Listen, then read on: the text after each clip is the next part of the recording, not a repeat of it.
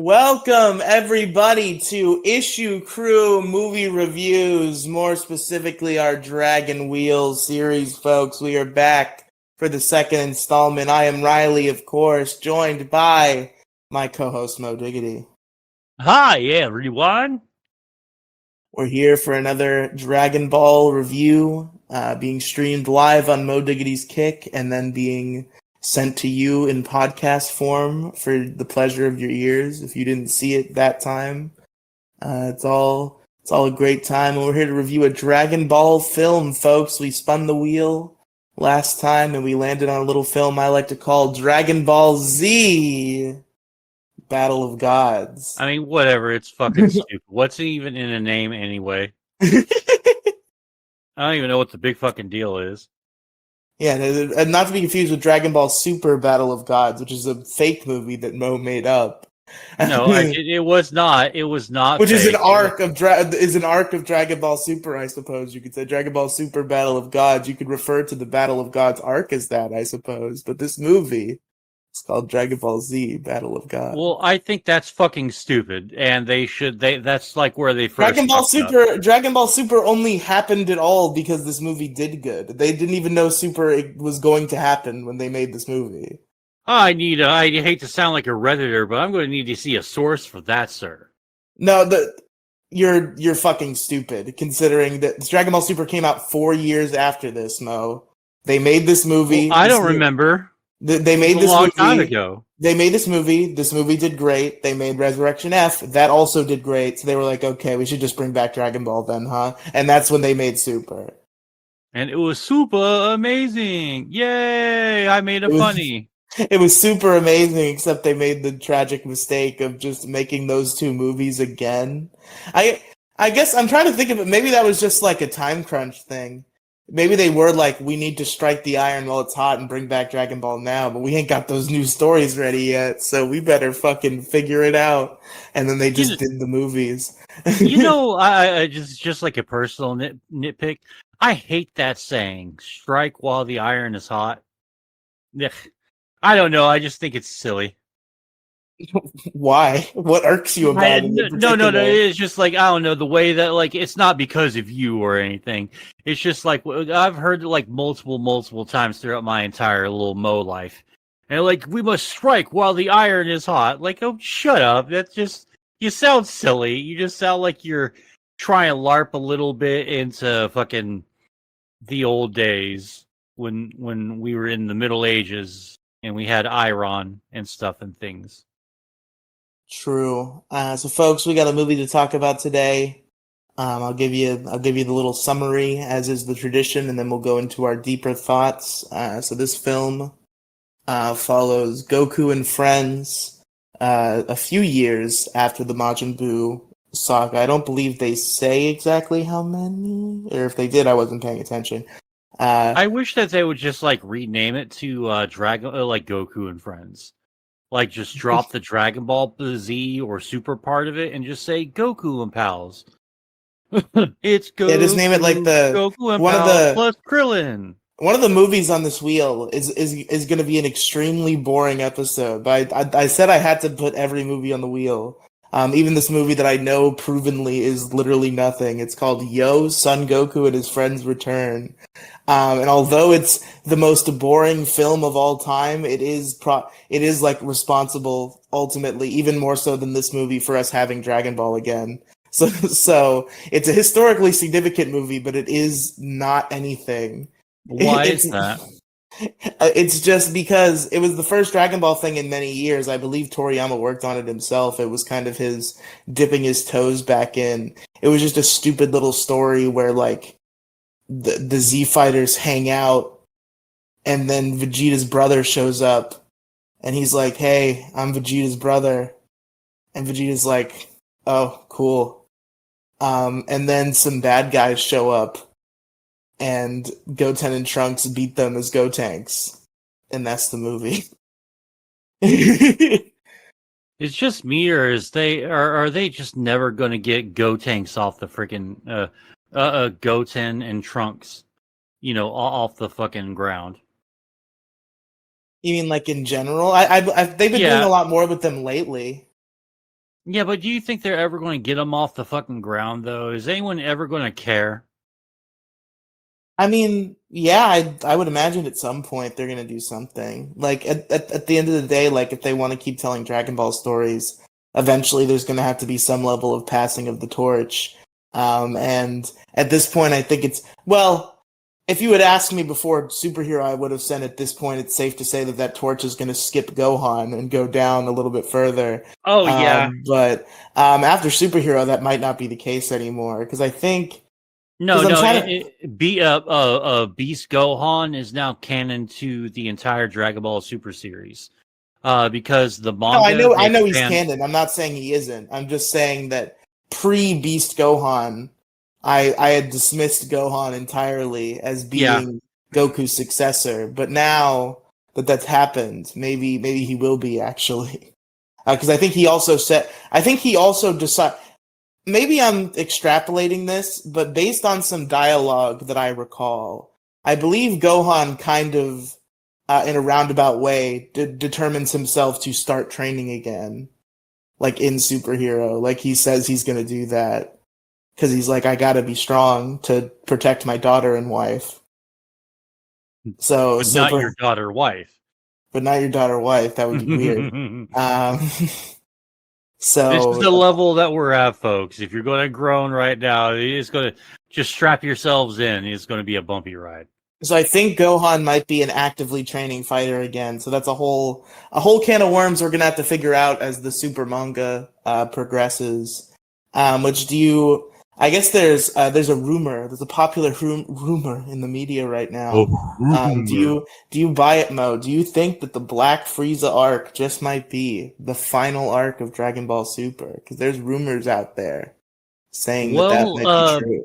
Well, here's the thing about that. We might not even get that because after this, the manga itself is supposed to go on indefinite hiatus. They don't know when it's coming it's back. going on hiatus so that this young man whose entire career has been based around being trained by Akira Toriyama has to process that man is now dead.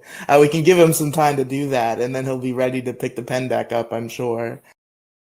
Well, no, that I'm not making any insinuations or anything. I'm just Yeah, telling you I don't mean to sound reported so accusatory far. when I say that. I'm just saying that, like, yeah, I know You're the manga. accusatory of Toriyama. That's what you are.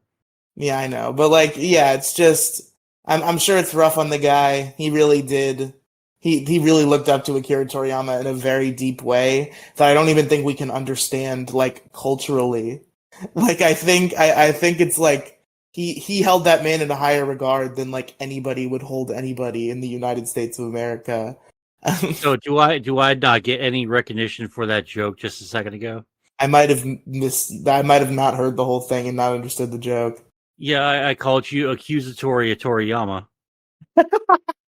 Accusatory Fucking Toriyama. stupid. There we go. All right, thank you. I am now pleased. Good. I'm glad that you're pleased, Mo. But anyway, to finish my brief summary before we get deep into the film, so it's a few years after the Majin Buu arc. Everything is nice and peaceful. Goku's just training on King Kai's world. Business as usual. Everybody's just doing their thing. Meanwhile, Bulma's having her birthday party. Everybody's having fun. Just a nice, peaceful time, except some danger is brewing because Beerus, the Destroyer God, who has been asleep. Oh my god! The Beerus, the Destroyer God, who has been asleep who went to sleep 1 year before Bulma was born and is now awoken. And I thought about that just now because I realized they said how old Bulma was and they said how long Beerus was asleep, and there's only a 1 year difference. So Beerus went to sleep 1 year before Bulma was born, and then he woke up, and now he's pissed, or more specifically, he's intrigued. He had a dream. He had a premonition about a being called the Super Saiyan God. So of course he has to go talk to the Saiyans to figure this out, and he tries to destroy the Earth. You get it. I'm not good at these summaries. I tried to take it, but like I'm bad at like being cohesive. But yeah, you get it. He tries to Yeah, destroy the Earth. basically the Goku has to super stop duper. him. Yeah, the super duper TLDR is that this movie just makes power scaling completely useless. This Don't think movie, about it anymore. There's just nothing to think man. about. It's too much to fathom, and that's a good thing in a way because Okay. we do need bigger threats, and there's Let's just got to be a reason for Vegeta and Goku to get stronger. let's have this conversation. Okay? Good, good. Because to be clear, I'm gonna spend most of this podcast being overwhelmingly positive. I wanna lay that on the table now. But the one main criticism, the main fundamental criticism I will always have with this movie, and one that I will bring up top because you just mentioned the power scaling thing, is I hate the power scaling thing. Well, it So just blows it right out of the water. Now it's like it was pretty much irrelevant at this point. you don't Like understand what this. your highest point, I'm sorry. your highest point was SSJ3 Goku. You know that's the highest point we got right now, and more or less that was or like maybe no, this is well no Gohan's like he's grown all the way up so. No, it would be SSJ2 Gohan because I think the cell. No, Well, fuck. Ultimate No, Gohan, no. because he unlocked that after the, Buu saga. Well, no, because fucking Goku and Vegeta surpassed him like during the beginning of the Majin Buu arc. No. Gohan closed that gap because of the whole old Kai thing. You remember? He got the ultimate form. He fights Super Buu. Oh, okay. So pretty So much. Gohan was canonically the strongest character in the show at the end. The ultimate But he just form got was, his ass beat. he just like got his fucking nothing. he got his ass beat because Super Buu absorbed Gotenks, and that was too much for him. And then Goku and Vegeta show up. They fuse. That makes them stronger than Gohan, obviously. But when it comes to non-fused characters, Gohan was the strongest one at the end of Dragon Ball Z, technically. Oh, Because the ultimate form is canonically stronger than Super Saiyan 3. All right. Okay, I guess I can. Which is not given any respect in this movie, that Gohan is technically the strongest of the remaining Saiyans. Well, Gohan gets like, taken out in one hit by Beerus, and it's not even being hit by Beerus, it's being grabbed by Beerus and slammed into who was he slammed into? 18, King Kai's maybe? little planet. No, that was Goku. When Gohan attacks Beerus, he's attacking along with one other person, and then with Majin Buu, he gets fucking skull slammed. It was fucking funny as shit. Beerus just slams Gohan into Buu, and that's all she wrote for Gohan. Mm-hmm. And I'm really, really hoping, like, this is what I want. I want to see Majin Buu trained up and ready to rock and roll, woke up from his fucking nap. I want to see a real rematch between him and fucking Beerus. So fucking bad. He doesn't stand a chance against Beerus. No, I think so. I think after he got done training, because he was like super skinny before he crashed out. He's been training for years at this point and still hasn't surpassed Beerus. You think Buu could? No, but you're talking about Majin Buu though. He's Goku was stronger than Buu even in the Majin Buu arc. Well, barely though. He barely killed him though. No. But I'm saying Goku didn't kill Buu on purpose. That was part of the Majin Buu arc. When Goku confronts Buu, when he shows Buu, like, this is a Super Saiyan, this is a Super Saiyan 2, and this is to go even further beyond. You remember that part? Yeah, but he doesn't even come close to killing him, though. He doesn't, but that's on purpose. It is stated canonically later that he was strong enough to kill Buu in that fight. He chose not to. So he chose not to because this actually segues me perfectly into the point that I told you to remind me to make, and now I remember to make it without you even reminding me. There you go. So Goku's arc throughout the last couple arcs of Dragon Ball Z, Goku's character arc is that he has to come to grips with the fact that he's not going to be around forever, or in the Majin Buu arc, he's not around. He has to come to terms with the fact that he's not around anymore. And he kind of becomes obsessed with the idea of the next generation. This is first shown, of course, in the Cell arc when he throws Gohan to the wolves, so to speak, in his master plan to get him to surpass his limits to defeat Cell because he wants Gohan to succeed him. And he does that, and it backfires to the degree where he has to sacrifice his life. But even after that, in the Majin Buu arc, once again, he sees the potential in Goten and Trunks and is like, okay, so it didn't work for Gohan, but these kids got something going on, I think. So he doesn't kill Buu on purpose so that Gotenks can do it. And then Gotenks fails and things go south. Go real south. So Goku's obsessed with the next generation, which brings me to a point about this movie. I wanted to have this discussion with you, Goku. I just called you Goku. Did you just call me Goku? Okay, I mean, I'll take it. I ain't nothing like Goku. I ain't going to train a day in my life. Discussion with you, Mo, about Goku. And so I want to know where the shift happened, because last time we saw Goku, that was his thing. Like, I guess it backfired again, so maybe he learned this time, but Goku really isn't the kind to learn lessons, so I don't know if it's that easy. The thing is, what I wondered immediately watching this movie being like analytical for things to talk about on the podcast. You said anal. Anal, yeah. Does it not strike you as odd, given that Goku's character for the last 2 arcs of the show was being obsessed with the next generation, that he doesn't even posit the idea that maybe Gohan should be the one to go Super Saiyan God? Well, you know what? He probably thought to himself, right now there's no time for the next generation coming up. This is a big bad, and only I'm going to be able to stop him, because he knows goddamn full and well that Vegeta is not going to be able to do it. For just a brief fucking moment, he surpassed Kakarot. So I don't believe that for a fucking second. No, that's canon. I don't know. That sounds like bullshit. If both Roshi and Goku acknowledge it, then it's true.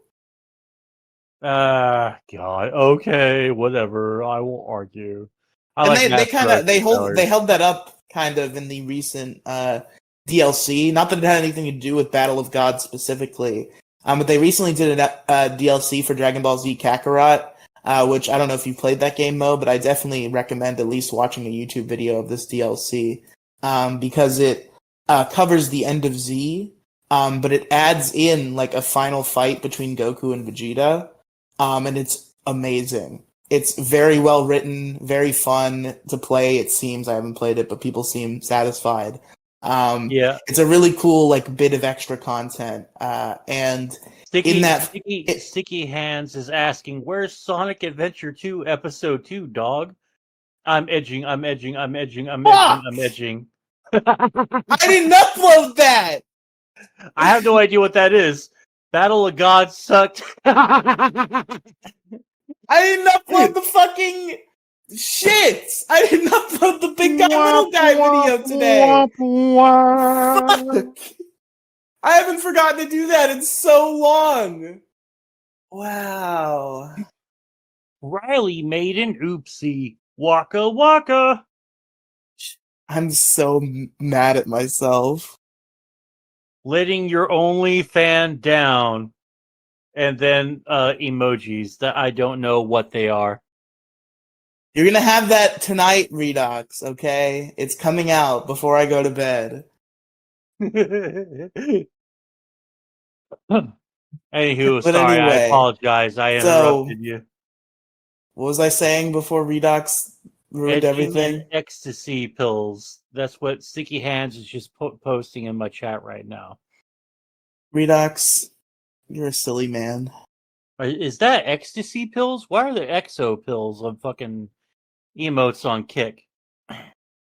What the fuck are we talking about? Oh, it's Adderall. See, I don't really do pills, so I don't really know. Being ignored. Anywho, sorry. Go right ahead. What'd you say, Mo?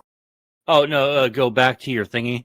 Oh, because I was telling you that Goku was going to be all like, hey, it's got to be me that does this fucking job. So now I'm Super Saiyan God. Hooray. Yeah, I guess that's fair. It just seems weird. Like, cause like that's like his whole thing for 2 arcs is that he's like, okay, I gotta make sure somebody else can do this. So it just seems weird to me. Like, it makes sense that he wouldn't trust Vegeta with that power. But like, I feel like he'd be like, hey Gohan, do you want to take this one, bro? No. Yeah, that's probably he what. wants to That's win. how He they doesn't should want have to done die. it. That's how they should have done it. Legitimately, I think I would be much more satisfied with the character work if that's exactly how they did it. If Goku was like, Gohan, I think you should be the one to do this. And Gohan's like, Dad, I haven't trained in years. I have a family now. I drink Soylent. Yeah, I haven't trained in years. I have a family now. I'm not a fighter. This should be you. That's what should have happened. I'm a Hassan Piker fan. You know, I live stream League of Legends. You know, I'm just like a soy cuck beta male. Dads, I'm sorry. Gohan's a Hassan fan. Jesus Christ. Oh God, I'm very supportive of Dell's OnlyFans. A reckoning, a storm of reckoning is coming for all you misogynists. Wait, does Hassan's girlfriend have an OnlyFans or something? No, I was making a stupid fucking reference to this meme. It was Simba. It's Simba, except he's like fucking dressed as a hipster with the hipster glasses and the greasy long hair with the beanie on him. And he was saying, "Of course, I support Nala's OnlyFans, you know, because I'm a supportive boyfriend." It's pretty funny. Have you guys reviewed the good BDZ films? I don't know of any BDZ films, but we just barely started it. This is like episode 2. What would you consider the good DBZ films, Redox? Because I would consider this one of the best.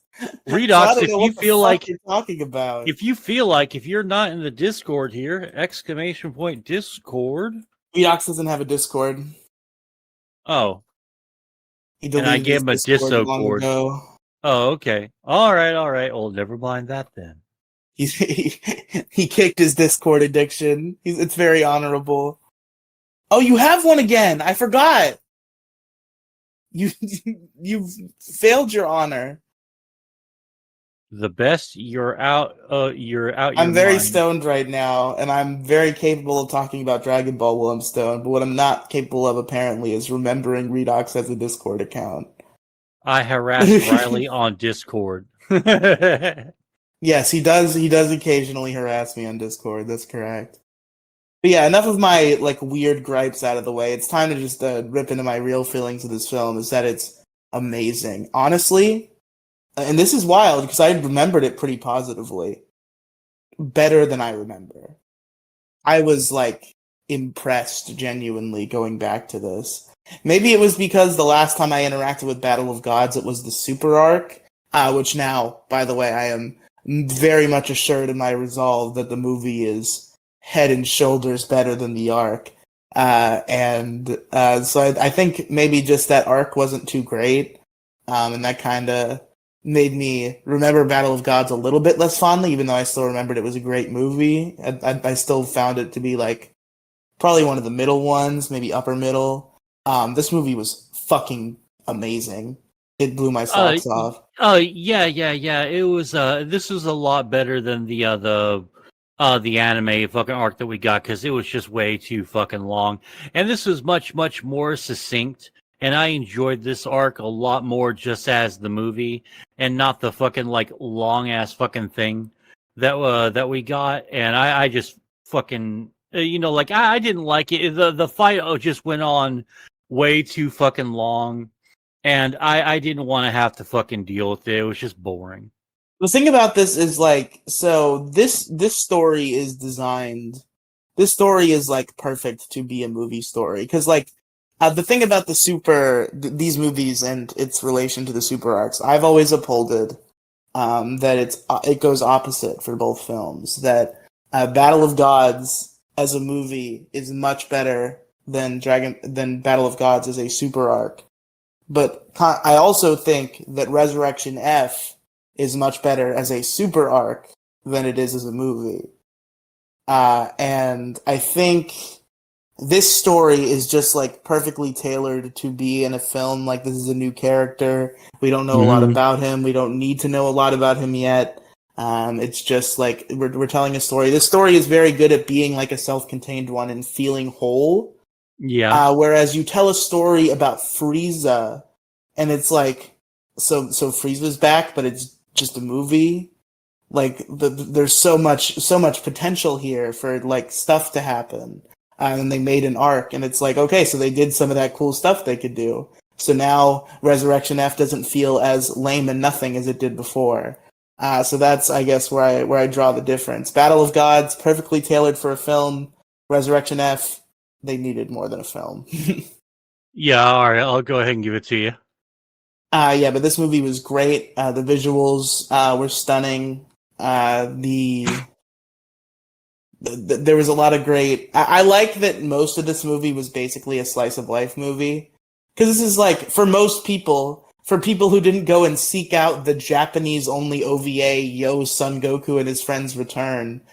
This was the first Dragon Ball since like the 90s when Dragon Ball Z ended. So it was a reintroduction into the Dragon Ball world. So I like that we got to spend a lot of time with the characters and kind of catch up. As an aside to the slowly building tension and issues with Beerus, of course, leading to the climax. But I think this movie is very well paced in a way that I enjoy. Some people may disagree, as there was probably a low percentage of fight to not fight ratio. And I know that there was people. like the last like 36, 37 minutes of the movie's finally the fight. And you get like a couple. There was a lot of fucking talking in this movie. And you see, the thing about Mimo is, I think Sticky Hands is all. What was the first arc of the movie? The movie was first. Was it so stupid? Was that intentional? DBZ fell off. They clearly didn't intend making an anime. That's correct. Honestly, I don't. It's not correct that it fell off. Well, it fell off a little bit. It didn't fall off. Didn't fall off at all, man. It was like it went really, really well. It didn't. Super is so much fucking. It's great. It didn't fall off. It like kind of tripped a little bit. It tripped a little bit at the beginning, like with the movie arc being the movie arc. No, the whole thing is long. a trip to some degree. There's fundamental issues. I emphatically disagree there with you on that. I mean, I agreed with you. The Tournament of Power should go in S tier, so it's obvious that I respect Super to some degree. I just think that the Goku Black arc was fucking awesome. What was the first? I love the Universe 6 tournament. Yeah, the Universe 6 tournament was also really, really good. The warm up to Tournament of Power was really, really good. They should have started the Anime after the movies. Movies. They did. Yes. You mean like after all the movies? Why did they make Goku regarded? That is my main issue. That is a very because he's a little bit of a regard. That's just how it is. But he wasn't. But he was, and then he wasn't, and then suddenly he was again, and that's the problem. Well, I'm fine with that. I'm kind of fine with Goku kind of like settling into his hillbilly, his Japanese fucking redneck, fucking goofball farmer arc. I'm kind of fine with that. I'm okay with it. Like, I ain't got time for all that. Guess I got to go to market, get me a big old fish. It almost like I'm kind of seeing it through a kind of dark lens. So I guess stop me if I'm thinking too hard, which you probably will, but I'll posit this at least. It almost seems, if you analyze how the character has progressed, it almost seems like Goku just kind of like stopped caring about most things. Like, what do you mean? Like, what do you mean? Like, did he die inside or something? No. Like he kind of, okay. I don't know if he became like too good for like the universe. I'm trying to find the right way to describe it. It's like in Dragon Ball Z, it was very obvious that Goku was. So I guess we can posit this. We can surround this around a line in Dragon Ball Super that kind of sets this whole thing up. If you'll recall, in Goku's fight with Jiren, he says a line that has been quoted in the fan base quite a lot because it refers back to something that people have been saying for years that I fundamentally disagreed with, at least before Super, that Goku is not a hero in the traditional sense. And he says as much to Jiren. He says that directly. He says, I believe the exact quote is, "I ain't a hero of justice," or nothing like that, is the quote. Yeah, a lot of people are pissed off because of that fucking quote. It really kind of threw a monkey wrench in a lot of shit with him. So it almost seems like, if you analyze the character, because I'm of the staunch, immovable belief that throughout Dragon Ball Z, at the very least, because in Dragon Ball he was kind of, for most of it, he was just kind of a dumb kid with a pure heart that just helped people in need when they needed it, but he wasn't really like a high-scale hero, at least until the very end. But definitely throughout Dragon Ball Z, he is a hero in every sense of the word. He is fighting for goodness. He says as much when he transforms into a Super Saiyan. He says, like, I'm like, allied a good nightmare to you, is the quote. Mm-hmm. Goku is a hero throughout Dragon Ball Z, and he displays heroic traits. He grows and he grows and matures, and becomes a warrior of good who holds the planet in high regard. He still makes stupid decisions, but the stupid decisions he makes at the end of Dragon Ball Z are stupid decisions that he's making in his foolish attempts to try to protect the Earth outside of himself. He's trying to put that in other people's hands. It gets fucked up. That's his bad, but not his bad in that he's just making these decisions because he's a battle-hungry ape. Yeah, Sticky Hands is agreeing with you there, like allied to justice, and he's recounting that same line and all that.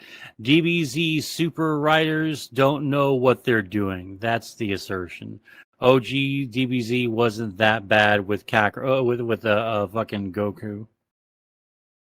Yeah, so Super kind of presents this shift where suddenly, after years and years of being this like hero who valued the protection of life very greatly, he kind of becomes numb to it. He cares about his friends and wants to protect his friends, but it doesn't seem like he cares about protecting much else anymore. Maybe he just became numb to it. Maybe something fucked up happened. He was just like, I think I'm done with all this shit. I just want to be a farmer. And, you know, my wife's kind of a bitch, you know, because Chi-Chi looks like Chi-Chi kind of looks like she'd be a bad wife. Like, do the wife, you know, the womanly duties or whatever the fuck, the wifely duties or whatever the hell it's supposed to be. But other than that, she really comes across as like really cold and uncaring a lot of times, and it's just a fucking tyrant, a fucking Gohan, and kind of Goku too. But you know, I don't know. I don't even know where I was going with this. So like, I don't like Chi-Chi. So another thing about power scaling that I wrote down like 4 notes, and one of them is that Chi-Chi and Bulma have been breaking power scaling for years. Never mind Beerus, because you would think, and logically, based on all logic they present you in Dragon Ball Z, if Chi-Chi or Bulma were to slap Goku and Vegeta, it would be as if nothing happened. It would be as if a fly briefly landed on their cheek. Because they're so powerful that a slap from a normal human should just bounce right off. But despite that, Bulma and Chi-Chi be kicking their ass all the time. Well, that's because Chi-Chi has that hidden, latent fucking inner power that she calls upon whenever she's just in a bitchy mood or is just pissed off at Goku for just like never being there. And fucking Bulma's just fucking hardcore. Like the older she's gotten, the more angrier I've noticed she's gotten in the series. She does. She might be drawing. Does become very pissy. That's another thing about Super is that Bulma just becomes like mad. That's her character. Well, like She's it's pretty just much pissed all the time. but it's par for the course when you remember fucking DBZ. She's just pissed off and angry all the fucking time. Well, I mean, that was because she was trapped on an alien planet with only Gohan and Krillin to keep her company, and usually they weren't even around. And I feel like that she's was all most like, of the so I bitching gotta she fuck did in Dragon Krillin? Ball Z. Ew. Yeah, gross. Oh yeah, speaking of which, man, fuck you for that goddamn thumbnail on the last episode. You suck my balls. Fuck you. Fuck you. Fuck your goddamn face. I did. You know, as people may know, for the Ishiku thumbnails, the Ishiku movie review thumbnails, I'll often simply take a screenshot from the movie and put our Ishiku heads over some characters. In this case, it was Goku helping Krillin up when he almost fell off the cliff. And I of course, made myself Goku and Mo Krillin. And, you know, I had some reasoning for that in my head, and I found it necessary to share that reasoning with the audience. I figured they would find it intriguing in some way. So I just wanted to let the audience know with a big, bold red text that Mo is Krillin because he's bald. And that was my logic behind that decision. Yeah, fuck you. All right, you can suck an ass. You can just suck a dick all day, every day. Anyway, continue on. Yeah, so enough about the problems with Dragon Ball Super, because this movie came before Dragon Ball Super, and this movie did not have any of those problems. I would say that 100%. I don't know if they present. I don't remember the Super arc well enough to see if Goku might have shifted a little bit, and maybe it doesn't show. I don't think he says the line, does he, in the arc? What line? You know, the line, "I won't let you destroy my world." Oh no, he says that in this movie. He says that in this movie. What I'm saying is, I don't think he says it in the Super arc. I think they took that out. Oh, it may have been something. It's been like ages. It's been years since I've watched the DB Super version of this arc. I usually just refer to this movie whenever I want to watch it again, because there's lots of fun, there's lots of stuff. Like there's like a million different things in there that's like way different. Same thing with the Resurrection F Frieza. Yeah, I dropped Dragon Ball Super like 2 episodes in for like many years, so I saw the Battle of Gods arc a lot more recently than you did. Because by the time I finished the Battle of Gods arc, I believe the Tournament of Power was underway. So I saw it a little more recently than you did, but I still don't have a lot of the finer memories. The show might have been over, actually, by the time I watched the Battle of Gods arc. Now that I think about it. It was definitely over by the time I finished the Resurrection F arc. But anyway, yeah, this movie does not present any of those character flaws. Goku is just as he was at the end of Z, except able to put aside his obsession with the next generation and not try to pass the buck to Gohan in this case. I'm double surprised about that because of how like pissed he was that he had to accept the power. Yeah, which I don't remember if that was a big thing in the. If you didn't want it, then just give it to Gohan. He doesn't care. Gohan doesn't have this fucking Saiyan pride shit that you do. He just wants to beat the bad guy. Yeah, it's kind of weird because like in the manga, when he's fighting Moro, he finally understands why Vegeta has such a pride in him and his Saiyan heritage. And he finally gets it now. So it's kind of weird that they planted this little bug, this little seed, this early on, many years ago. But they really took their time to really pay that off. So in like maybe if we get like DBC, once we get Dragon Ball Super, the show again in normal form, and they give us fucking Moro and Gas and Granola and all that stuff, and Frieza Black. I figured it out. I figured out maybe my fundamental problem with Super. I figured out how to put it into words. This is an intense. I just had a Jimmy Neutron brain blast. Okay. All right. Blast away. And this is GT is my comparison here. And I think GT had a lot of flaws, but it did a lot of good work in the places that Super did bad work. Super has less flaws overall. But the problems with Super are opposite. to the problems of GT. So the problem with Super, I think, is that it's telling a story of Goku getting more in touch with being a Saiyan. When the story should be Vegeta becoming more in touch with being a human. Because the Saiyans were dicks. They're not supposed to care about the Saiyans anymore. That was the conclusion they came to in the Buu arc. Is that like, hey Vegeta, fuck your Saiyan pride. We're starting like a new race here on Earth. This is where we live. This is what we have to protect. That was the point they were making in the Majin Buu arc, and that was the character arc Vegeta was going through. Suddenly, they throw away a lot of that for Vegeta, and instead they go the complete opposite route and have Goku become more of a Saiyan instead of Vegeta becoming more of a human. And I think because that's Vegeta stupid. jobs like crazy. If you need someone to lose in spectacular fashion, that's when you put him in. But like he can still lose in spectacular fashion. Like the one thing I can praise about the Super 17 arc of Dragon Ball GT is how Vegeta's character is handled. Even though he completely jobs the fight as usual, but the point of why he's standing and having that fight, and the words that he says to Super 17 and to Dr. Mew and Dr. Gero are very powerful. And the idea that he is putting forth is he is now so ingrained in the Earth that he fully considers it his home, and not only that, he's so fed up with how fucked Goku is and how he's just like always not around when the bad shit happens and he's just like a goofball. So Vegeta has now declared himself solely responsible for being the protector of Earth. He knows Goku's unreliable, so he knows he has to be ready to deal with shit.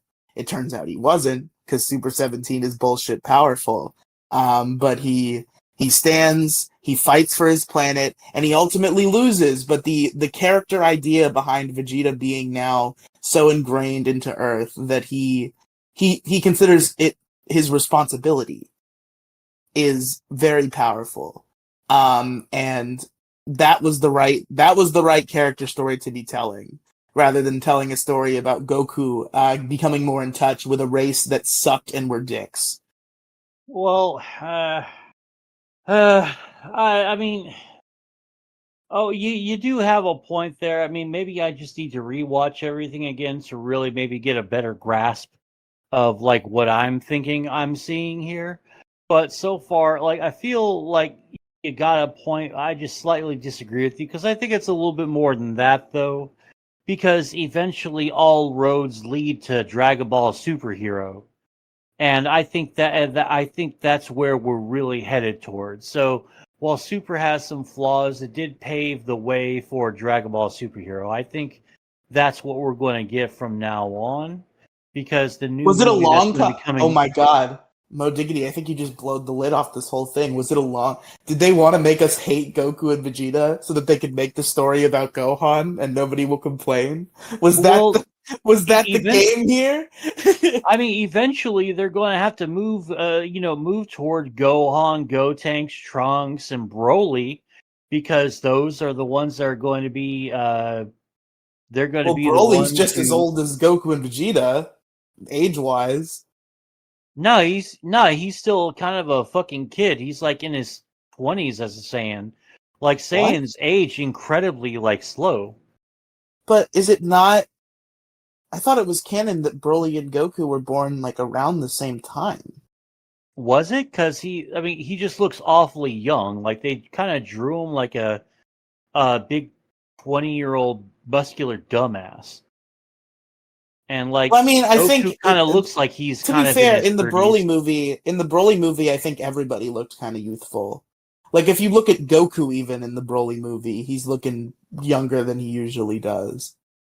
Well, like they, Just yeah, I because mean, the animation is so like fluid and bright that it just makes them all pop and look 10 years younger. You know, it just oh yeah, the you got a animation's so point good there. that they look like young people. Yeah, you got a point there. But yeah, uh, eventually they're going to have to move on because like what are Goku and Vegeta gonna really do? Is it going to be just like them versus occasionally Frieza or the big bad every single time? Like someone's got to fight. Like the one of the coolest little mini arcs in Dragon Ball Z was the one where I think Vegeta and Goku were just away. Maybe Goku may have been dead at the time, and Vegeta just wasn't around.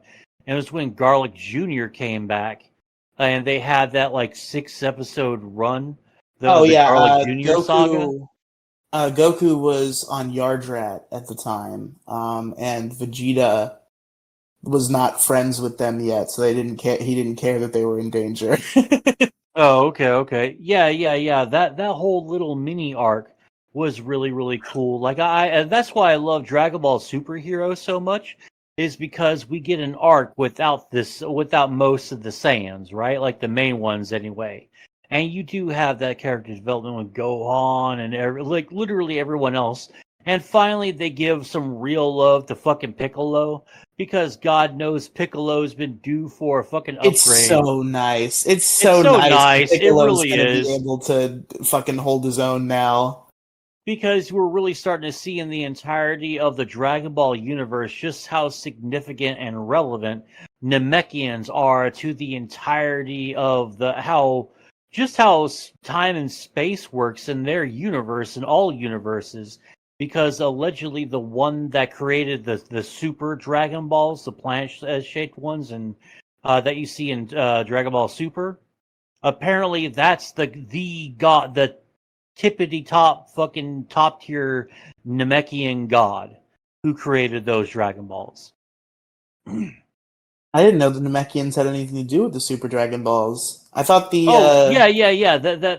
There's one Namekian who's like a Namekian like god, like the top tier god. Are you sure about that? And just like how Dende and Kami and Guru created their respective Dragon Balls, so too would a fucking Namekian of immense power. That's going to be the guy, the Namekian, who created the Dragon Balls, because the Namekians are the race that create the Dragon Balls for each of their universes. When you get to the Granola I proved that you were bullshitting and making things up immediately by Googling. No, that's the Super Dragon Balls are the original set of Dragon Balls formed by the Dragon God Zalima. The Namekians found the Super Dragon Balls and they shaved pieces off to make their own. These Dragon Balls have no limits and can grant any wish the user desires. So they were created by the Dragon God Zalima, and then the Namekians found them and copied them. No, it's the fucking... There's a Namekian that's responsible for this. No, the Namekians copied the Super Dragon. I remember that specifically. Okay, maybe I'm wrong. Okay, I may be wrong, but that's how I remember how it was told to me. I mean, it's not hard to get disinformation about Dragon Ball lore. There's a lot of fuck off, like using the words like disinformation. This ain't no fucking politics, no political show. Well, disinformation is just a word that means information that's wrong. I'm just kidding. I'm kidding. Yeah. But yeah, I don't remember. You fell victim to a disinformation campaign. Unfortunately. Oh, shut up. I got into the wrong crowd, the Alex Jones types in the Dragon Ball world. They're putting chemicals in the water. Me is run by Namekians. Like, oh, okay. Well, that sounds believable. Isn't Dragon Ball Superhero kind of about Dragon Ball Alex Jones? Because like he extrapolates a bunch of shit about like Goku being evil or whatever. The bad guy. He's just your typical mad scientist, and that was just a lie he used to fucking brainwash Gamma 1 and 2. Is that true? I thought they brainwashed the kid, and then the kid told Gamma 1 and 2. No. They bribed the kid. No, he was a little fatty, and so they gave him cookies and stuff. Remember in that fucking car ride when he got out of prison? Well, yeah, they bribed him, but I think they also like incepted him into thinking he was doing something good. Because he was so into superheroes. Oh, yeah. Oh, okay. Yeah, I mean they lied to him. I don't think brainwashed. I just think they straight up lied. Well, They that's what I'm saying. Well, brainwashed I'm Gamma using 1 and 2, brainwash as though. just like a blanket term for like they told him wrong things to the point where he became very determined in his belief of a very incorrect thing. Brainwashing in that regard. But yeah, just they lied to him. They told him that Goku and friends were bad guys and that he needed to stop them. He was the only one. He was the only one who could do it. Anyway, I don't think we've talked much about Battle of Gods in this Battle of Gods review. More of just No, its. we've talked a lot about Battle of Gods so far. That's true, but I feel like we've talked about more about Super in general than we have about the film Dragon Ball Z Battle of Gods. Well, okay, all right. So let's see. Yeah, I think I don't think there's any pacing issues in this movie. I think what we got was pretty like the pacing was good. It's just that the content was a little bit like you could have clipped like 5 minutes here and there. Maybe So maybe this like is where I meant to hold have this on. conversation. Sorry.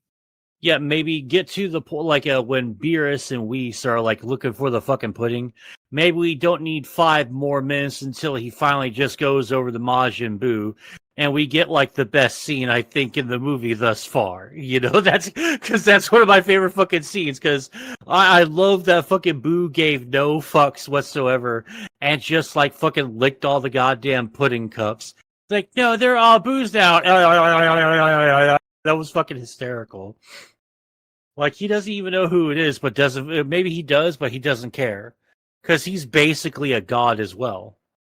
God damn it! What? I'm stonewalled because I'm mad at you. Why are you mad at me for what? Because I was gonna say something. I know I tried to interrupt you, but what happened was I stopped to let you talk, expecting for you to let me in once you were done with your current point, No, and then I was. you went into an entire different scene. And now I'm thinking about the Boo and Beerus scene, and now I've completely lost what I was talking about. Yeah, because it's a fucking great scene. You know, everything's going well. You had that one weird fucking spot where Pilaf and his two minions, I forget their fucking names. Like I Mayan always Shu. Mayan Shu, okay. And they steal the fucking Or Dragon Ball. Shao, depending on who you ask. They can't really seem to make their minds up on that one. I forgot how good the humor is in this movie in some spots, though. I remember watching the Japanese version, and they don't have a whole. I don't think they have as many of those goofy sound effects, like the one where when Whis is conjuring up his little fucking "Let's Go" staff. There's that that sort of like comic book sounding sound effect. I don't know if that's in the original Japanese version or not. And then there's a couple other ones that are a little bit like like I think the jumping sound I think that Beerus makes is like, you know, it's a little bit like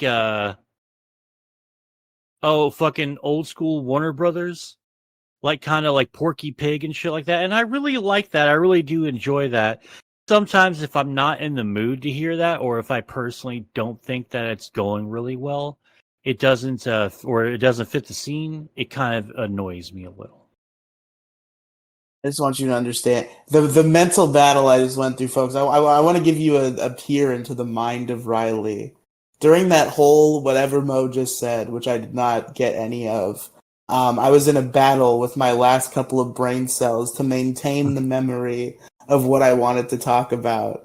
And it's just I got to the point where I just had to tune everything out, and just in my head go pacing, pacing, pacing. So I remembered what I wanted to say about pacing.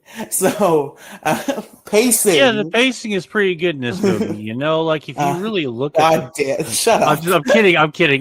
Go ahead. Hurry up. I know. So this is where I think we kind of differ.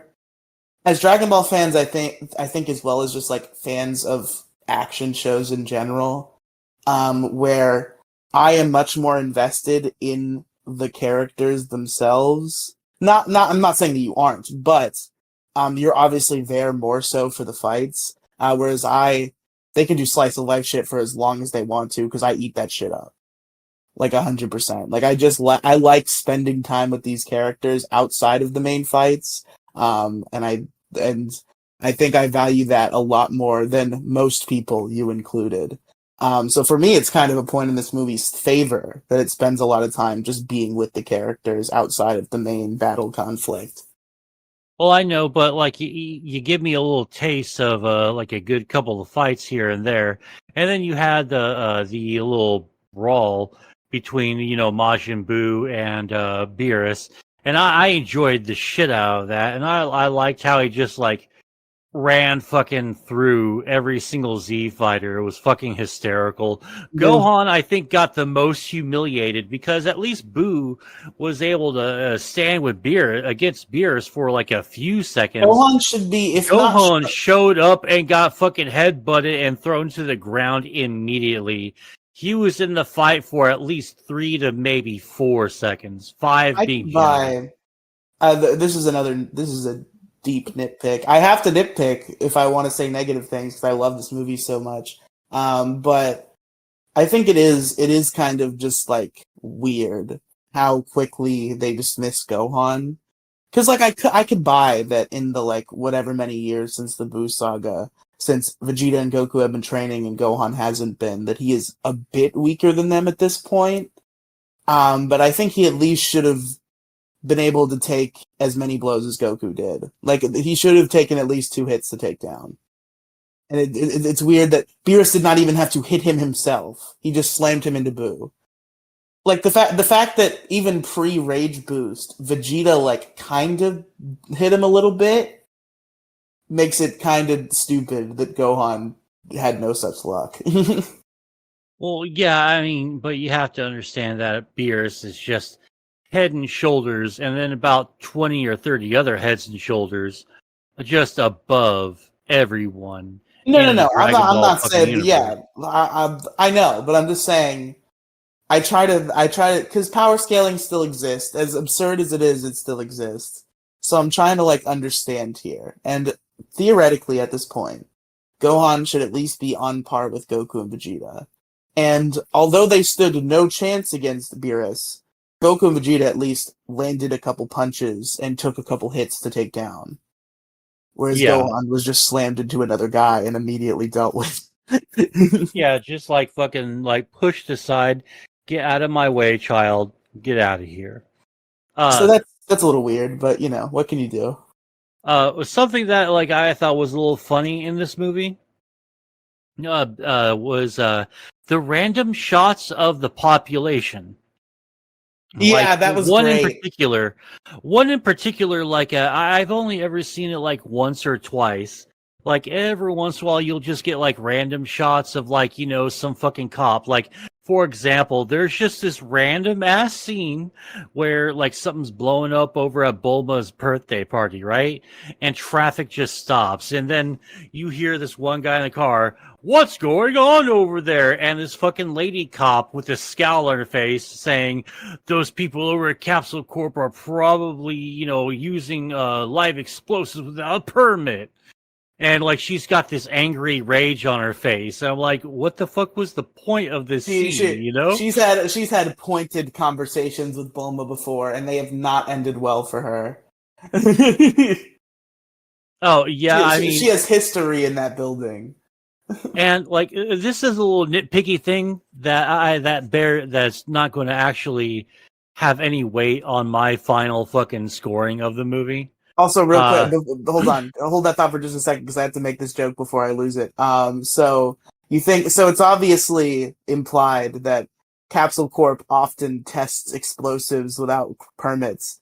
Do you think that's all just Vegeta blowing up his training chamber? Oh, it could be. Maybe, or like, well, Bulma's probably contributed plenty to that as well, because she's always blowing shit up sometimes. Yeah, that's true. Science progress, yada yada. Yeah, it's just Bulma's shitty inventions exploding and Vegeta's training chamber exploding because he trained too hard. Or like someone interrupted him during the middle of training. Yeah. But yeah. I'm wondering, since it's been like long enough, and there's tournaments, martial arts tournaments, like the last like 20, 30 years already, why hasn't the local population in whatever the fucking Z city is called, Why haven't they finally remembered and just put two and two together that, hey, there's these fucking guys that fly around and have incredible power, and every once in a while they just save the world from some fucking despot? Like, how come they never seem to remember that? Especially like the scene where Beerus and Goku are fighting, and Beerus is throwing that giant mega fucking ball of planet destruction at Goku, and they're just like, huh? What's going on here? It's weird because they almost seem to imply in most cases that the last interaction, the last thing that the public has seen of the Z Fighters is Goku versus Piccolo at the tournament, but that's just not correct. Yeah, I know that they saw the Cell games, TV, and the Cell games were certainly on TV.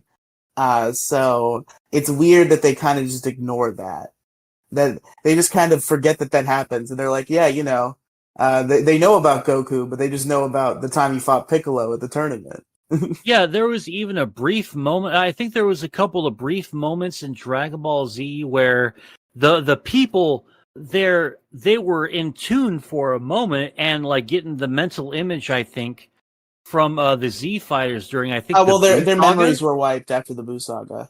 Oh, so all that progress is just fucking gone then. Now they all don't have that ability anymore? Yeah, because I don't know why. I guess Goku or somebody involved with Goku decided maybe we shouldn't make all the Earthlings remember how they were brutally murdered by Majin Buu. Maybe we can just kind of, you know, wipe that out of their heads. That's another thing. You figure that death would have no meaning in that universe whatsoever because they would know of the Dragon Balls. I mean, they've seen Shenron just like that's true. It would also cause mass chaos. Times. It would also cause mass chaos because the concept of mortality would get fucked with. So it makes sense, I guess, that they did that. Well, yeah, but like surely since there's so many people that know about the Dragon Balls, that there would be like many more people that would have the Dragon Balls, right? The Dragon Balls that would have like a knowledge of the Dragon Balls and would be looking. The Z Fighters have always been very private with at least their use of the Dragon Balls, and as far as anybody knew up till when Bulma started tracking them, the Dragon Balls were just a myth.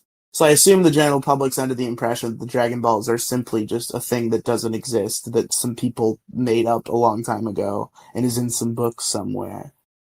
So most normal, reasonable people don't believe the Dragon Balls exist. Only like crazy, impulsive people who really want their wish ever go for it. Even Bulma. She was just a very determined teenage girl who happens to be very good at technology, who just really wanted the perfect boyfriend. And was like, I'm going to find these mystical balls that might not even be real. I'm going to build a radar to track these mythical balls that I'm not even certain are real at this point. And somehow that's going to work. And I'm going to get all these balls together and wish for the perfect boyfriend. That was Bulma's initial goal. The whole Dragon Ball franchise started because Bulma wanted a dragon to create the perfect boyfriend for her. Yeah, I love how they just been like so like, you know, fuck it with the usage of the Dragon Balls. Like, dude, yeah, because in the Broly movie, you know, like her and Frieza really use it for like really selfish fucking reasons, like complete waste of time for Shenron, you know. Yeah, anybody who goes out and pursues the Dragon Balls is selfish to some degree, unless they were dragged into it by somebody else. Because, like, obviously Goku pursues the Dragon Balls, but that's only because Bulma told him they exist. Yeah, and anybody who's ever looked for the Dragon Balls without knowing for certain they exist, including Bulma, is selfish. Well, like, but it's the normal level selfish, you know, like millions of Zenny, immortality, you know, like the normal fucking selfish wish stuff. But with Frieza and Bulma specifically, it's like a whole other level of fucking selfish. It's like if you summon God to ask you to pass the butter down from the table because you didn't feel like getting up and grabbing the fucking butter. You know, it's just fucking absolutely fucking selfish. I will say just real quick, shout out to YouTuber Carthus Dojo. The the Dragon Ball what if trend has been very heavily criticized lately on the internet, and I do agree that most of them usually kind of suck. Just in broad strokes, just because they're not written by proven authors like Akira Toriyama, so there's usually like weird holes, and it never hits the same. I understand why people criticize the what ifs, but I have always been addicted to them, and that has never stopped. And it seems like the primary warrior of that on YouTube currently is a guy named Carthus Dojo. And there was one particular moment, I don't even remember what the what if was, but this was so good that I was like, I don't know if I actually clapped, but in my mind, at least, I was definitely giving a standing ovation when this moment happened. So, circumstances change, and now there's a dragon wish that's not really being claimed by anybody. And Bulma makes her wish for her perfect boyfriend, and the way she phrases the wish is like, "Bring my true love to me." And Shenron's response is, "That is beyond my power. He is out somewhere in the galaxy, and he is too powerful for me to teleport without his will." So he's obviously talking about Vegeta, which I really like. like Vegeta's this? Like this was not in the show. This was a what if on a YouTube channel. If you pay attention, Oh, but fuck you. I really liked that character detail. I thought that was nice. That it's just like Bulma asked for her true love, and that just is destined to be Vegeta. And Shenron's like, I can't fucking move that guy. Are you kidding me?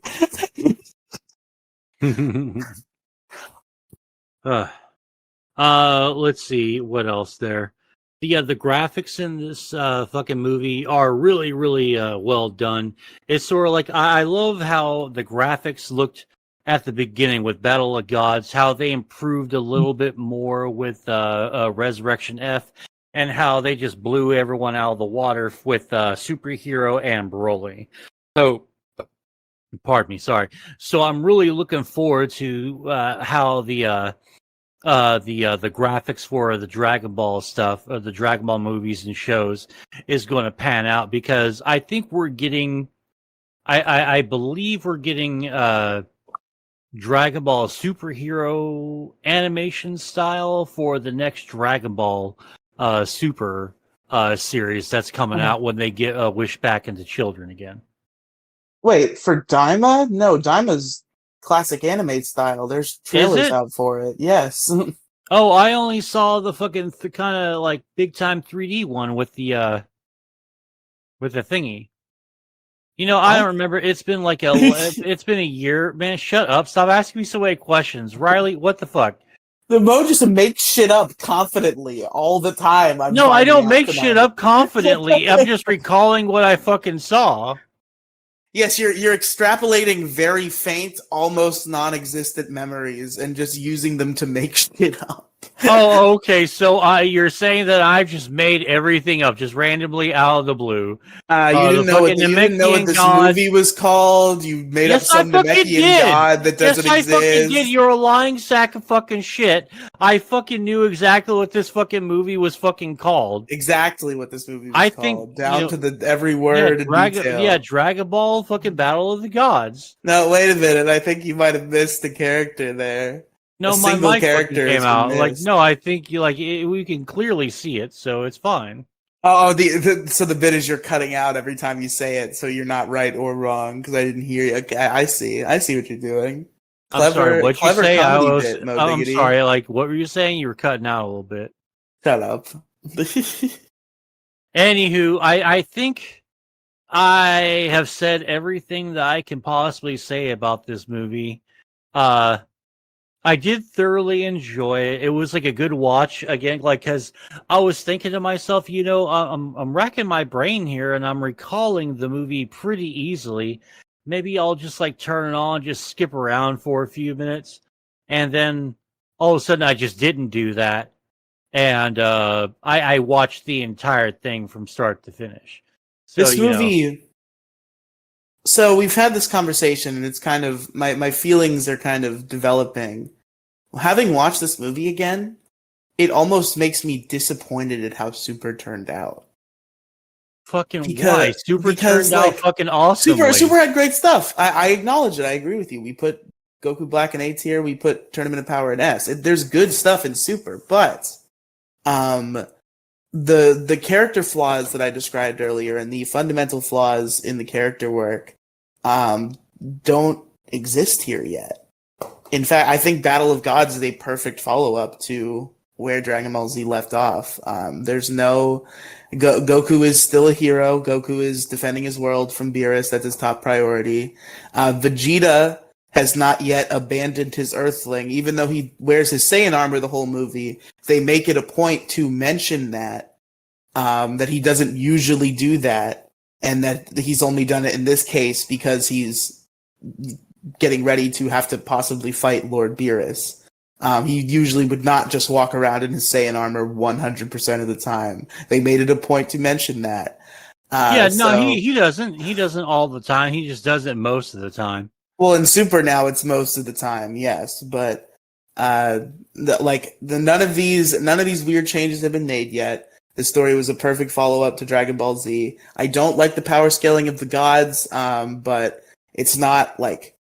It's just like a personal gripe. Like, I don't think it's a flaw necessarily. Like, I understand what they were going for. And it's not like they did that wrong. I just don't like that they did it.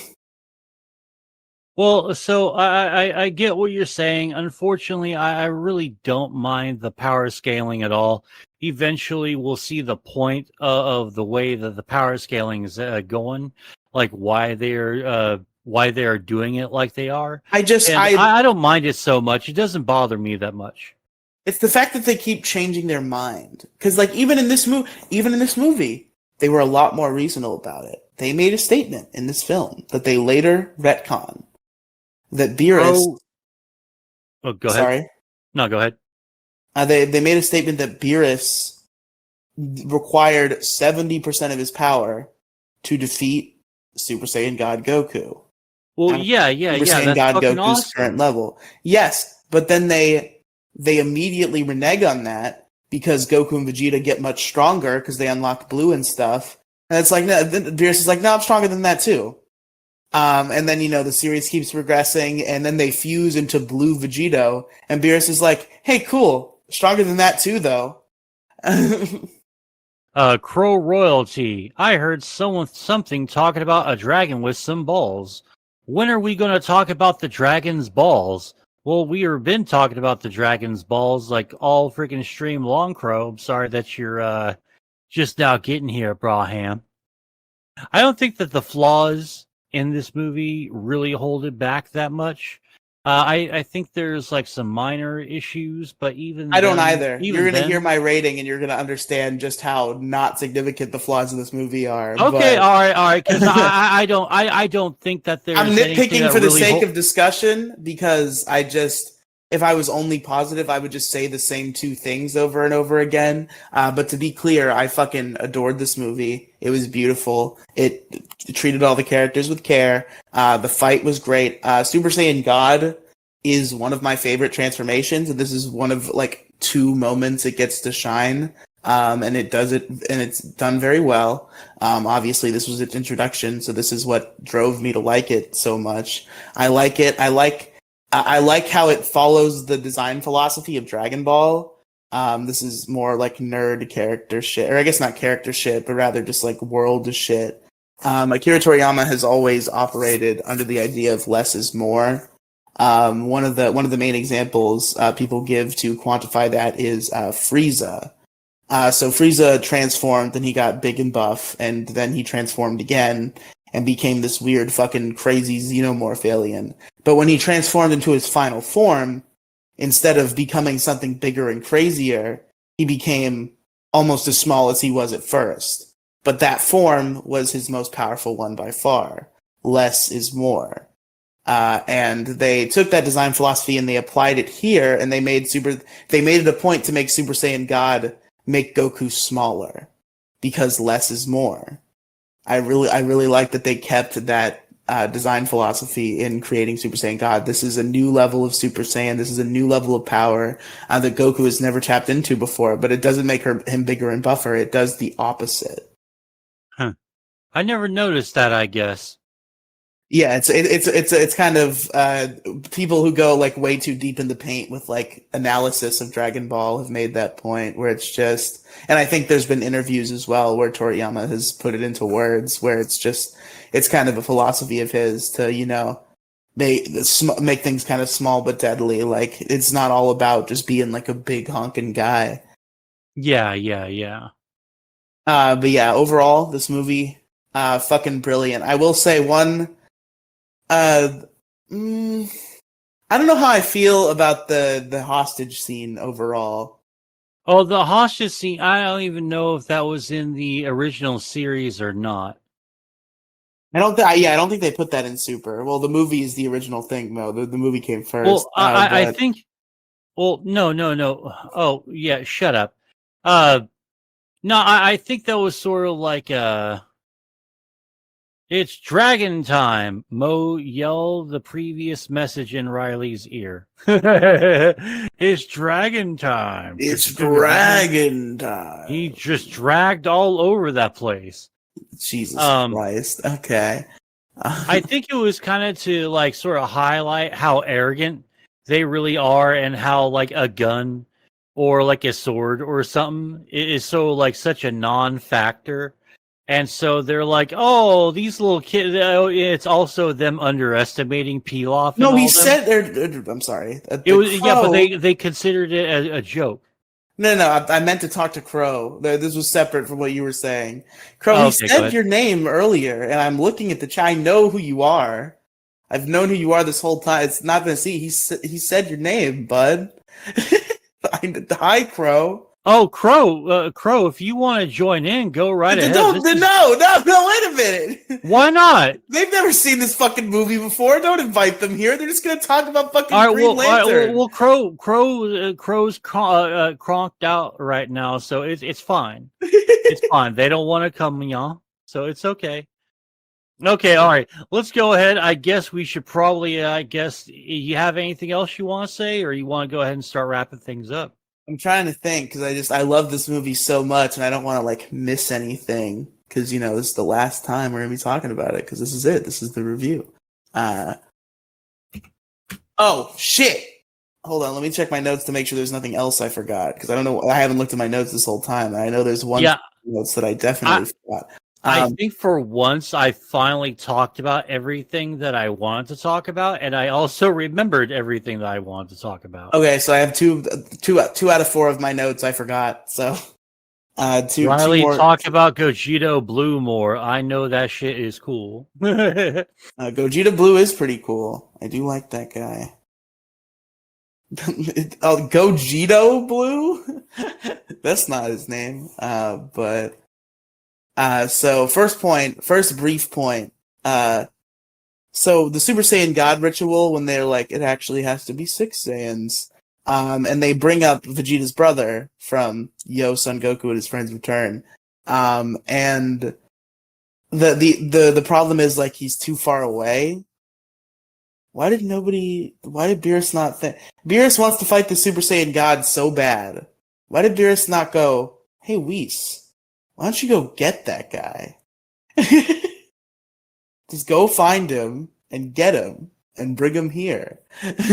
Maybe he was just too far away in order for it to be reasonable to go do there. 9 Saiyans will be needed now. Need all the Saiyans, yes. I love how the Saiyans are such an extinct race, but then all of a sudden, oh, here's a little handful over here. There's a couple over here. Oh, hey, this few. Yeah, here? There's this one over here. Then there's this whole like dimension where none of you died, and you have this real badass fucking king that's supposedly going to be Vegeta's next big rival. It's going to be cool. I want to fight Super Saiyan God Gogeta with a potato just so I die in glory. Dear God. Well, just stop reading royalties chats. Well, they're entertaining. But anyway, the second more important point I wanted to make, and I can't believe I forgot this. This is another nerd nitpick thing, and it's the primary nerd nitpick thing I've had a problem with this movie since the first time I watched it way back when it came out. And I've continued to think about this and not be able to understand it at all to this day. Let me see if, Mo, you seem to be able to think of a lot of ways to cover Dragon Ball's ass when I ask questions. So let's see if you have an answer for this one. Oh, When bullshit. when Goku realizes that he no longer is in his Super Saiyan God form, he is simply a Super Saiyan. Why does he not go Super Saiyan 2 or 3?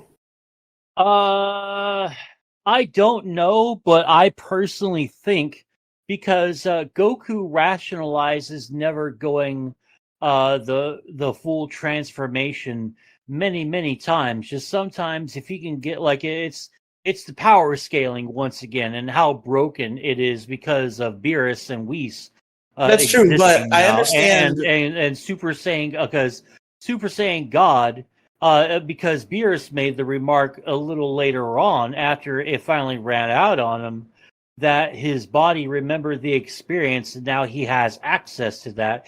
He even goes God on his own near the end of the battle. And That's true. he teaches the technique to Vegeta, and Vegeta can go full Super Saiyan God at will now too. Yeah. But the specific. So I understand the justification of not going full transformation. I get that for Super Saiyan 3 because it's easy to explain away that because Super Saiyan 3 sucks. Let's just get that out of the way. It's cool. Yeah, It's it's awesome, a pointless but it fucking sucks. transformation. Yeah, because it's a pointless transformation. It takes way too much fucking power charging to use, and your stamina drains like ridiculously quick. So Super Saiyan 3, bad form. Understand why he wouldn't use it. Super Saiyan 2 has no drawbacks that we know of. Why did he not go Super Saiyan 2? I don't know. That's probably my answer to that question is succinctly, I do not know. Because that would have been like a. What is the multiplier for Super Saiyan 2? I think it's just double, actually. Super Saiyan. I like Monkey Man Goku. 2 this is what fucking multiplier. Crow's putting out. Nerd Super Saiyan 5. Wait, SS3 is Monkey Man Goku, right? Like Monkey plus Goku equals Super Saiyan 3, or is it SS3 really long hair? Yeah, it's the really long hair one. Okay, Super Saiyan 2 is 100 times stronger than base, whereas Super Saiyan is 50 times stronger than base. Okay, so it's kind of absurd that he didn't turn Super Saiyan 2. The explanation that I've heard, and I'm gonna have to call bullshit on this. This is the only explanation I've heard somebody try to posit, is that somehow, in a way that they cannot explain to me in any succinct way, the Super Saiyan transformation, the original one, is somehow linked to his. Or I guess, okay, here's my bullshitting. This is the best explanation I can give. I just thought about it. So they make it a point in the Cell Saga to kind of progress Super Saiyan even before Super Saiyan 2 was a thing. Like the Super Saiyan transformation sort of grew and evolved and went through phases during the Cell Saga. And what that ultimately led to was Goku and Gohan mastering Super Saiyan to the point where they can just kind of like walk around and be normal people as Super Saiyans, and it does not stress them out at all. And that level of mastery, even though Super Saiyan 2 doesn't seem to have any drawbacks, they've also never been stated to master it to the degree where it takes absolutely no energy to maintain. So perhaps the fact that Goku has completely mastered Super Saiyan and the transformation itself does not put any stress on his body whatsoever, he's able to wield the God power, whereas if he tried to push it to Super Saiyan 2, that would stress his body out too much and he wouldn't be able to tap into that much of it. there's my bullshitting to try to cover Dragon Ball's ass. That's a good of an explanation as any. To be honest, when it comes to Dragon Ball power scaling and leveling and all that bullshit, it's pretty much Yeah. just what can I ask? What happened when Goku fought the Dragon Lord Zord? or the Dragon Zord. The Dragon Lord Zord. Sorry, I fucking saw Lord and I said Zord before I said. Oh, or Lord. Koroti was also talking about Monkey Man Goku, which is in fact Super Saiyan 4. That one is not canon, but we love it none the same. That one just gets to live in GT forever, unfortunately. Yeah, it's the fantasy thing. They're not going to have like a Super Saiyan level 4. Monkey Man Goku is best Goku. Yeah, he's not bad Goku. Do you think they're ever gonna? So right now in Dragon Ball, obviously their highest transformations are separate from their Saiyan biology. There you got Goku's Ultra Instinct, you got Vegeta's Ultra Ego. Do you think it's gonna go back to? Do you think they'll ever unlock a higher transformation again? And if so, do you think it will be a form of Super Saiyan, or do you think it will also be separate from their Saiyan biology? Well, I think there may be, but honestly, I think more for Vegeta, because eventually what I think, and I think we touched on this the last one, I think Goku's going to get trained to become an angel, and then fucking Vegeta is going to get trained to become a god of destruction. And so ultimately, I think Ultra Ego and Ultra Instinct is probably going to be the highest they can possibly go. Everything else is just going to be mastery of all the previous levels and honing it like before. What if they learn how to combine it with Super Saiyan? Oh, well, they could probably do that with Kaioken. I mean, really, there is no limit, not with Goku and Vegeta. Because Ultra Instinct and Ultra Ego exist separately from the Super Saiyan forms, so that would imply that like it would perhaps be hypothetically possible for them to go Super Saiyan while in that state. It would probably be extremely difficult because of, whatever crazy power shit's going on, but it would be possible, you would think. Crow asks you, Riley. But now, genuine question. Riley, who wins? Baby Goku, no Super Saiyan, or the Green Ranger? Baby Goku. When you say baby Goku, do you mean like when he was a kid capable of combat, or do you mean literally a baby? No, I think they mean Kid Goku. Early DBZ, he was an GT. adult. Early DBC, he was an adult with a wife and kid. So, all right. Crow says, I disagree with that take, Mo. I do think Vegeta will become a god of destruction, but I think Goku will become Super Saiyan 4 Blue as a god of order. Early DBZ, fucking early Dawn Brothers. Early Dawn Brothers. Oh, Dragon Ball. Okay. Oh. Dragon Ball. Early Dragon Ball. So like pre his training with Roshi and stuff. I think the Green Ranger might take that. I'd say probably once they've cleared like the first World Tournament arc, Goku can probably beat the Green Ranger. Well, the power scaling of Power Rangers is kind of hard to quantify because you watch the show and they don't seem capable of that much, but the comics seem to imply that that they have a lot more like endurance and power output than the show would imply. So if you're going by the comics, Goku might even have to like be a Super Saiyan to defeat the Green Ranger. But like the case remains that and when it comes to Goku at his best, the Green Ranger would get one shot with a finger. But it might, take a little bit of power to take him down at least. Show only, then yeah, Kid Goku might take it. Like I said, maybe not beginning of Dragon Ball Goku, but like once he's fought in a World Martial Arts tournament, he has enough skill in his belt to defeat Tommy, I think. I say that being a lover of Tommy. I know you thought I might try to simp and cope for my boy, but no. I've been having the Dragon Ball power scaling debates for years. I'm not gonna give anybody any slack on whether they could beat Goku or not. Anyway, Super Saiyan 4 Blue Goku. Jesus Christ. Okay. Bro, I don't know if that actually exists. That might be.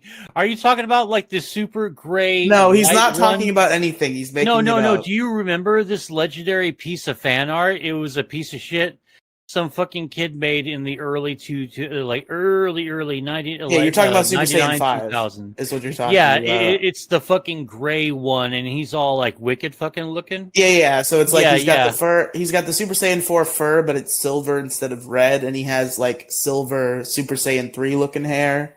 Yeah. In some interpretations, red skin for whatever reason. Wait, and he's not black. No, Crow. It's don't shoot. This man this is man not isn't black. black.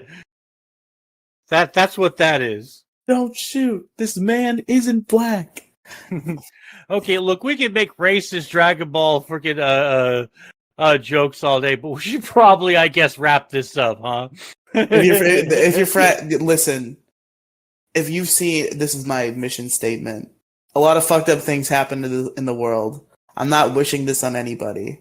But if anybody hears this, and then unfortunately, through some life circumstance, they've been put into a situation where they have a friend who has applied blackface and does something illegal and is threatened by the cops with a gun. You have to, at that point, I think it's your solemn duty to say, don't shoot, this man isn't black. If that were to happen to you, you would have to say that. Riley, you are a terrible person. Get off my show. This is not. I'm just playing. Let me get one more, please. Okay, Crow, have at Crow, it. give us one more before we do the wrap-up questions and start ignoring you. One more, sucker. I'm going to start playing Fortnite again. A lot of people are playing no build again, and I miss the fuck out of it. I like a no build every once in a while. I need to play a little bit less WoW lately. It's getting kind of boring.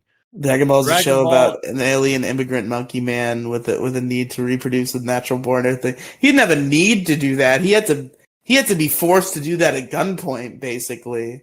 Not at gunpoint, but at fist point. In the World Martial Arts Tournament. That's how Goku got married, is when he was like 10. Chi-Chi was like, hey, when we get older, can we get married? And Goku was like, sure, bro. And I hate doing dishes. That's not what he said. Goku no, said, no, sure. He did. Yeah, he did. Like, will we get married when we get older? And Goku goes, sure. I hate doing the dishes. Yeah, that's the funny. The lay funny meme. But no, that's what he fucking said. No, it's not. Yes, it is. Fuck stick. I fucking swear to you. Mo Diggity, you saw a meme and believed it was retarded. He says, telling me that he fucking didn't say that. The canonical explanation for bullshit. Why that's why the whole thing where Chi-Chi fights him in the tournament and gets pissed off at him because he doesn't remember they were supposed to get married. Goku says, "Oh, I thought you were talking about some sort of food." That was the explanation, that he thought marriage was a food. I'm thinking about the other scene when they're kids and she wants him to marry him when they get older. Yeah, he doesn't say I hate doing the dishes because he doesn't know. Yeah, he does. He doesn't know what a wife is, or that she would do the dishes. Yeah, but that's a fucking adult joke, though. It's a fucking joke for the husband. But that's not. You saw a meme and thought it was real. That's not what he said. That is what he fucking said, Riley. I fucking swear to fucking Christ. To fucking Muhammad, to Allah, to Buddha, to fucking everybody. I think he might say, real. "Sure, I'm starving." No, I think that's a Dragon Ball Z abridged bit. I don't think it's the Tommy stand is right. This can't be fucking right. It's so fucking funny. It needs to be in the fucking show. He says sure. Yeah. Okay. He thought it was a food. He thought marriage was a food item. It's so tonight. I've just exposed so much knowledge Mo has about Dragon Ball. That's just entirely shit. wrong. No, I think what you're doing is you're fucking looking up Dragon Ball Z Wikipedia, and I think like half the shit. I've been pretty open about looking up Dragon Ball Z Wikipedia, not for all of it, but for the Super Dragon Balls, I surely did. Fake news, Riley. I knew you were you're fake wrong. I didn't news. know how you were Riley, wrong, but I you're knew you were fake wrong. news. You fired. You fired, Riley. You're fake news. Fake news. Riley's just bad for America, bad for Twitch, bad for YouTube, bad for Kick. Mo, you are Go-Karat. You see, Crow Royalty Also, has this royalty, fun. the need to reproduce bit was about the short king vegetable. Well, okay, I see. Anyway, no more Crow Royalty. I'm closing the chat. Mo, you need to stop looking at the chat too. Let's Well, do if our wrap everything up would questions. just stop being funny, I wouldn't do it. I'm done now. All right. Okay. Well, why don't you start us off, Riley? Well, I suppose the question to be posited is favorite character. And in this movie, I feel like it's kind of plain to see. Yeah. It's We'll say our favorite characters on the in three. on the count of 2, 3 1, at the okay? same time. Let's see if we're on the same wavelength here. Okay. Okay. Wait a minute. Is it 3, 2, 1 or 1, 2, 3? 3, 2, 1. Okay.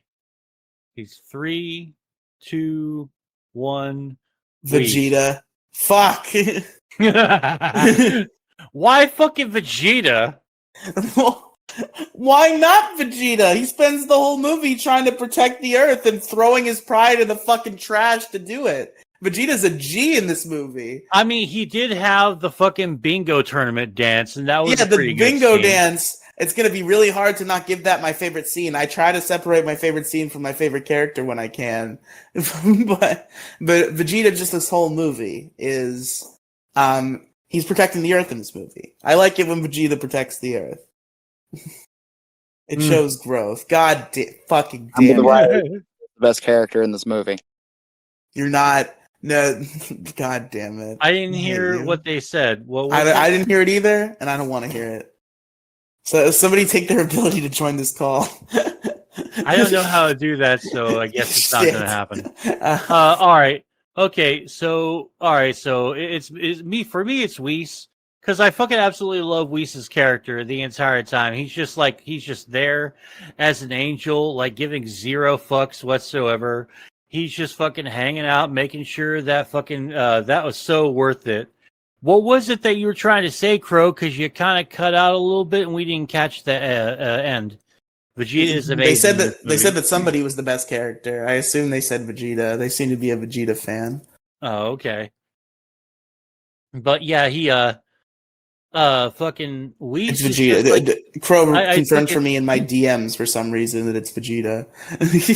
Yeah, I think Whis was like my favorite character and all that, because he just like he makes me crack up a little bit, and I like he becomes like a better character in the show and in the manga too, and I like really enjoy him and all that. So I think he's my favorite character in the show.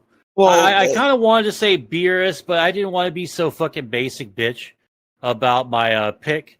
So and he one shots fucking Beerus at the end of it, because Beerus ate a whole big ball of fucking wasabi. Yeah, which I've done before. Don't recommend. Bad experience. Lord Beerus was right. Oh yeah, because that's enough. I really thought, I've ate some spicy shit. I eat ghost pepper chips for fun sometimes. I'm a spice man. But I was like, I was too confident in my spice abilities, and I was like, let's check out this wasabi stuff. And I put I put way too big of a glob onto my sushi, and I put it in my mouth, and it was as if I had been gassed. Lord Beerus is a white man? What the fuck? Just close the chat. I'm sorry. All right. I ate an entire ball of wasabi, and it was good. Pro, no, you did not. I know that. Wasabi doesn't come in bottles. What the fuck does it? No, I said ate an entire ball of wasabi. Oh, okay. Yeah. For a minute, I thought we were catching Crow in an obvious lie. Like, what fucking bottled wasabi did you have? It was for a dare. Okay, I can believe that then. Did it feel like you were being gassed from the inside out, like it did for me? Oh, dude, like it annihilates the fucking sinuses. Like I liked it surprisingly, yes, but I also liked it. All right, that's enough reading from the chat for me too. That's my bad. Okay. Favorite scene? I think that's the next one, right? Yeah, so to eliminate Vegeta scenes and try to think of a favorite scene separate from my favorite character, I will go ahead and give it to I think the fight, saying the fight between Goku and Beerus is kind of a cop-out. But I guess to give a specific highlight to part of that fight, I would give it to just the "I won't let you destroy my world" moment, because Yeah, that's a good fucking. That line read is delivered expertly. I love just seeing Goku, break his limits for the good of his planet. I'm a big fan of that scene. I'll go ahead and give it to that. What about you, Mo? I am going to go ahead and give it to the pudding scene with Majin Buu and Lord Beerus. It is a pretty good scene. Yeah, it's my favorite scene. Also, there's a fucking fan edit of the of that scene and the South Park kitty scene. It was, I think, the very first this is my pie. Yeah, there's a my pie fucking edit of that where fucking Boo and where Boo is Cartman and fucking Beerus is the fucking cat, and Bulma is the one that when she's doing that finger wag, little wink, like a leaning in fucking pose she does in that movie. She does the "well, I know a certain kitty who's sleeping with mommy tonight," and Boo just goes, "What?" I love that fucking scene. So I think about that, and I think about that scene, and I really love the shit out of it. Boo just straight up just jumps up, and goes, "Me turn you into candy." It's like, dude, do you know who the fuck this is? This is fucking awesome. And it started a whole fucking huge fucking fight. Now my runner up,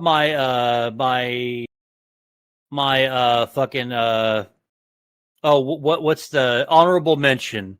Mm-hmm. My honorable mention would be Vegeta and the bingo. The bingo dance. Yeah, the bingo dance is high quality stuff. You'll give it an honorable mention. Bingo! Bingo! Fun time bingo! Yeah, because it's fucking stupid, but it's funny as shit. Great. Just all great all around. Now we gotta get to a rating out of 10. And I'm gonna be real with you, Mo Diggity. If you give it a 10, I think you're being too generous. This is not my favorite Dragon Ball movie. There's at least one, if not several, I like more. And obviously I had some amount of problem with this movie. I had little nitpicks. I came in here thinking I was going to give it a 10. I think I've been talked down to the slightest of margins. I'm going to take it down to the next available score in our rules, because we don't like weird decimals here. 0.5s only. With that in mind, I'm going to go ahead and give the movie a 9.5. There are a couple tiny flaws, but overall I think it's extremely good. Near perfect. I loved it a lot. It's really amazing. This is Toriyama's return to Dragon Ball, and he fucking came in swinging. I really think this movie is a masterpiece for sure. And part of me wants to just give it that 10, but I feel like that 10 should be reserved. So I'm going to go ahead and give it a 9.5. All right. I'm going to go ahead and give it an 8.5 because I think I agree with Crow here. I think it's worthy of the 8.5. And what stops it from being a 9 or a 9.5 for me is that the movie sort of does drag a little bit. And it just it takes too long in a couple of spots. And I'm like, wait, Crow Royalty said this? Well, no, I'm agreeing with Crow about the. Is Crow Royalty? Is Crow, are you doing a BioShock Infinite to him right now? I know you haven't seen this film. You've never seen this movie in your life. I think you're being BioShock Infinite again, Mo. No. Crow says that they have. Oh, really? When? I actually fucking have. Yeah. What circumstance did you? Because they had never seen Dragon Ball Z the show, really, until I showed that we watched like part of the Saiyan saga together. At least that was the impression I got. I didn't think you would see much of Dragon Ball at all. All right. Yeah. Okay. Let's go ahead and let's get to it. So, yeah. So I'm thinking 8.5, and because I think it's good. Like I said, it drags a little bit in a couple of spots, but that's easily overlooked, and I don't care as much. But still, it could have been like just edited just a little bit more because the movie itself was a little long even for like what it was, but it's the first movie back in a long time, so I guess I'm giving it a lot of leeway. But I still enjoyed it. It has a badass seal of approval on it, that's for sure, even with it being an 8.5, but it definitely ranks up there. Anywho, so that's pretty much it, huh? Well, DM's good to go. well, Mo Diggity. Yeah, not come on, quite come on. yet. Yeah. What do you mean? Come on! There's still shit to do. We still have to spin the wheel. We haven't talked about the movie's total score yet. Come on now. Stop trying to rush me out of here. Okay, all right. My bad. Go ahead. So Dragon Ball Z Battle of Gods, unsurprisingly, has taken the number one spot of our list, blowing Sleeping Princess and Devil's Castle out of the water. It has a total score of 18 out of 20, which is going to be tough to beat for movies going forward, I think. 18 nice. What? Whoever else is in the voice call, who I assume is Crow Royalty? Oh, no. Hello. Sorry. Oh, shit, it's Scar. Hi. I thought I genuinely was on mute a second ago. We heard you say that. You don't use 1 to 30? No. The bit is me and Mo both rated out of 10, and then we add the scores up.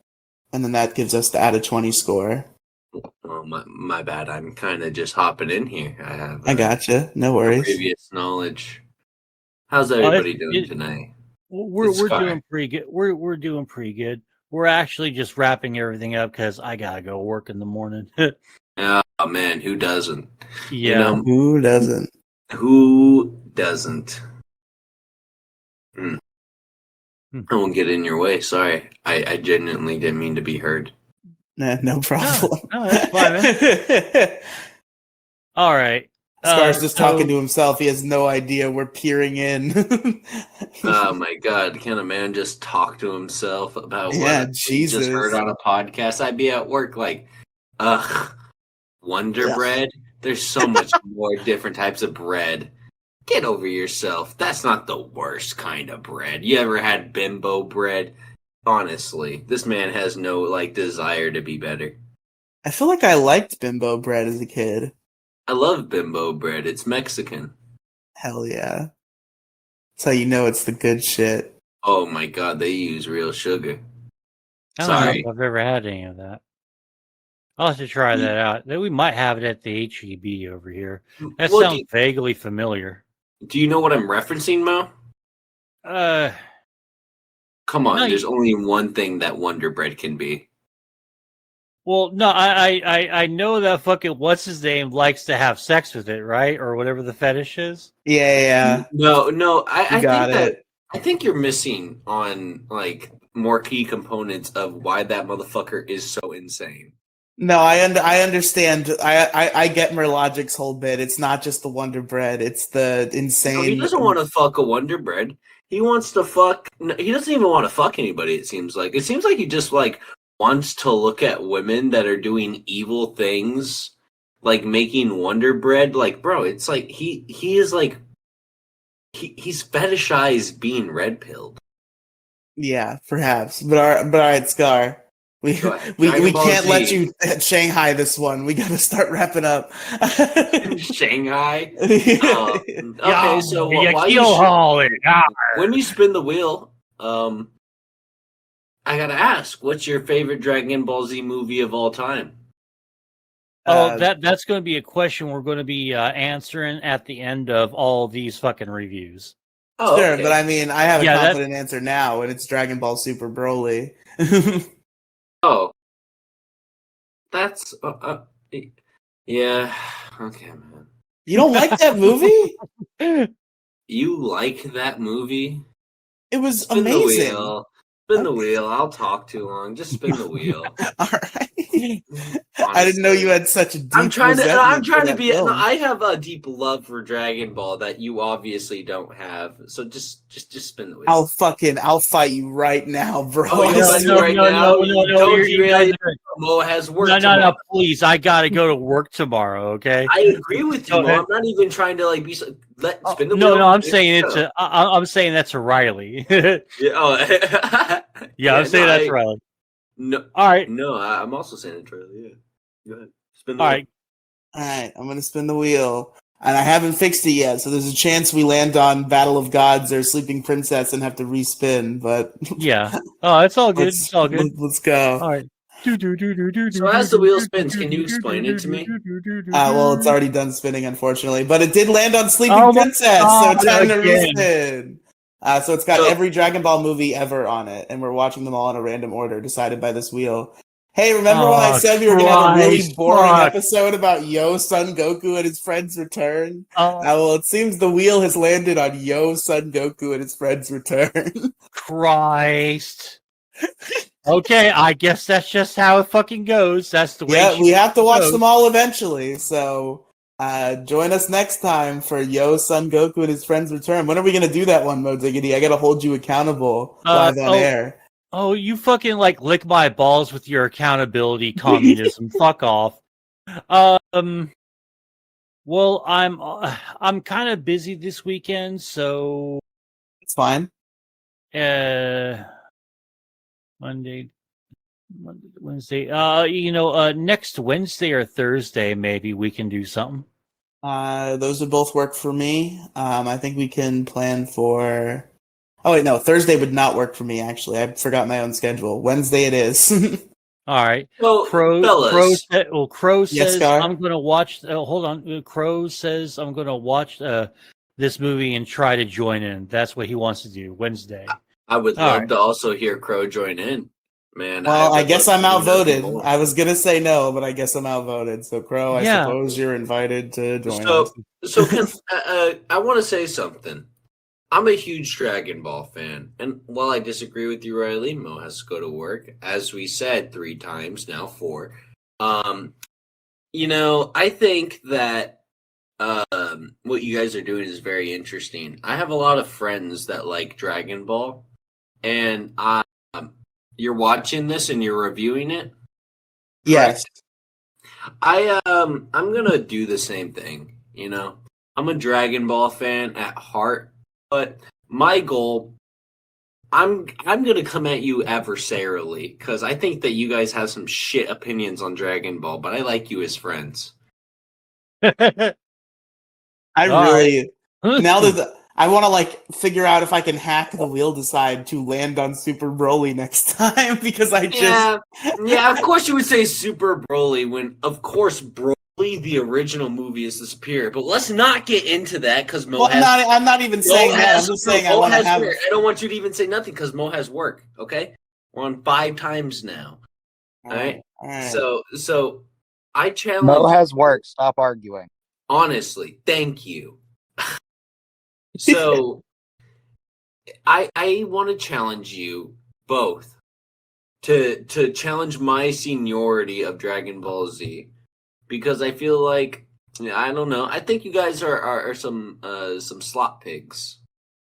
Oh, fuck off! No, we're not. I'm not. You at are least. some I don't slop think so. pigs. I don't think I'm slop My pig. takes on Dragon Ball are extremely intellectual. Mo Diggity is a slop pig. I No, agree with you fuck there. you. I Fuck think your that fucking about face, all you Dragon fucking Ball bitch. Z fans. My Honestly, take to Dragon you Ball meaning is to whatever tell me you Mo like and Riley Zeno? don't like, I'm probably gonna end up liking.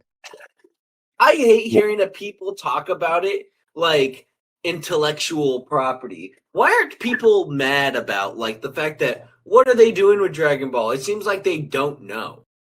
Oh, we're gonna do Broly? Broly was an original character that they made out of thin air. What are they And he doing was now? so awesome. And he that- was buff, and he he- was uncontrollable. He was nothing like Raditz and Nappa or Vegeta. He was insane. I like Vegeta. Vegeta is awesome on his own, Like, Okay, as long as you accept that. Royalty, nobody doesn't accept that Vegeta's no, awesome. what the Shut fuck up. is female Broly except for not Broly at all? Female Broly? What? Female Broly is not Broly at all, but also it's totally yeah. Female Broly is a different character. Isn't the super movie Broly about that shit? No. No, You've never seen? Have you never seen it? The one with Cleffa? No. that's Dragon Ball Super. That's in That's the the Tournament show. of Power. The Dragon Ball Super Broly is about Broly. Broly was so influential that they went halvesies in the show. But then Toriyama was like, you know what? No more bullshit. We're making Broly real. And they reworked Broly, so I don't know if you'll like it, because his character is fundamentally changed. But they took the framework of Broly and they made him canon. You have a video out of me. How about that? I want you guys to try to blackpill me into liking that, because I fucking hate Super. Well, when we land on Dragon Ball Super Broly on the wheel, we'll have to get you on, and we'll have Not to... only that, invite me. I'm going to try to get the whole episode in. Okay? Hell yeah. I have a question real quick. Sure.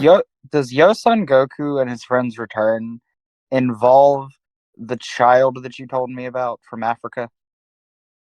What? I feel like it Oob? does. No. Thank I you feel for like- bringing water to my village, Goku. Your I love people that will never comment. I know love that suffering comment so again. much. I I love that comment so much. No, me and my buddy make fun of that line so much. We heard it, we just started cackling. Dude, you just had me cackling. Oh, All right. man. I've never heard it before. Hey, wrestling comments. Maybe let's just talk me, you, and Riley. Because Mo has work. Yeah. Mo Mo is has live work. on his Yeah. kick stream. We have to Yeah. end this before Mo leaves. So Yeah, with that being said- I gotta get out of here. Okay, so being most outspoken, I want to say this. I want to do that with y'all with Dragon Ball Z, Super the movie. I think that's great, so I won't watch it. Dragon Ball Z, Son Goku and his friends. I'm contacting my autistic friends. We're gonna hyper-analyze it, so be ready because I'm gonna come. I'm at you autistic. hard. I'm perfect for this. No, you're not, Alright. because you've never seen most of Dragon Ball. It's okay. No, I haven't. It's That's kind of okay. the point of me hyper-analyzing it. I'm going to try and find references that aren't actually references to anything.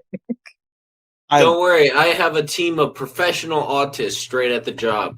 So you better be ready because I'm gonna come at you ignorant. Pro Royalty will get absolutely. so excited about bits, and then he describes those bits, and I'm like, that's gonna be terrible. Yes, that's It's my not- joke. Is I am just autistically terrible. So Mo, if you can. But I think Okay. that fits And for what? this movie, given Okay, y'all's reaction. yeah. Hey, all right. We gotta go ahead and end it right here. Riley, where can they find you? You don't ask that question on this show, you son of a bitch. Fucking I mean, know your well- place. Riley, I what the fucking fuck ain't is your got all Twitter? fucking night. Let's fucking go. Okay, boys. So where you can find Ah. me is I'm Scar on YouTube. This is how you Hell do it. yeah. And where you find me is if you look up Fat Girl Anthem, you'll find my YouTube video. I also make a bunch of gay raps. I'm trying to expand the channel into podcasts. Mo Diggity, where can people find you? Oh well, Well, you, they you can don't ask it find you. either, but I can't stop you from doing anything. Well, I'll I just do ask put it. my I hands made up up the and rules. It's okay. So Mo, where can people find you? If not, pass it on to the next guy. Oh, fucking MSG official YT, twitter.com. Got a link tree in there. Check it out. No, it's MSGSA official YT. I'm gonna definitely check that out. Riley. Yes. I love the fact that I skipped over because I'm in less than 5 minutes of this, but I'm gonna let it slide. What, Crow? Nothing. Okay. linktr.ee/Riley Cinematic Universe. It's RIELY Cinematic Oh Universe. wow, I can find Riley here. Yeah, you sure can. You don't want to find me anymore. I have been that Riley, for months. can I find more Dragon Ball content on this? Yes. Of course. You're going to find the previous installment of Dragon Wheel. We've also done some Dragon Ball tier lists and stuff. Dragon Ball content everywhere. I'm a Dragon Ball man. Hey, Okay. Riley, didn't you and I do a cover of a Dragon Ball movie? I'm pretty sure we had. No. Okay. we No, watched we were just some of watching Dragon the Ball show. Z together. Yes, Yeah, we were just watching Dragon Ball Z together. We need to do that more, though. we do. You said you were gonna watch it on your own, and I guess you never did. I never did. I lost where I could watch it. I genuinely forgot where I could watch it. Hulu. Oh wait, I got watch anymore. .ru if you want to pirate shit. Or I got to now. I don't have Hulu anymore. I got kicked out. That's why Okay. I've been inactive for months. Okay, so after show, I'm gonna be in Project Velvet. I'm joining him. See it. You're not in Here it is. Project Velvet. Yes, Yeah, I am. He is? Yeah, I Damn, just joined. Star got him quick. But anyway, thank you all for listening to Issue Crew Movie Reviews, and we'll see you next week. Goodbye. Bye. Shit, where are the bots? Oh no. You're It's almost going to take me at least 3 to 5 business days to find them. Bo Diggity will never get to go to bed now.